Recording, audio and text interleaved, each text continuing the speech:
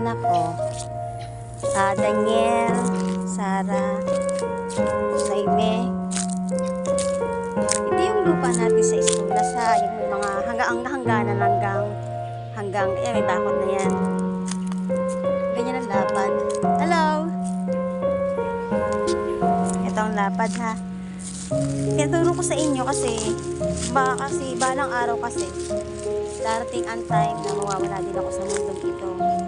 Ngayon, para alam nyo kung saan lupa ang para sa inyo.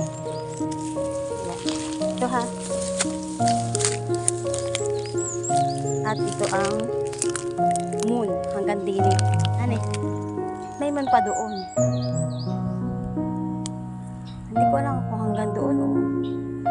Ayan, may moon dyan. Yan ang hangganan ha. At ang lapad, yun at hanggang doon ha. Ayun. Ayan. Malapad pa pala are. Hanggang doon.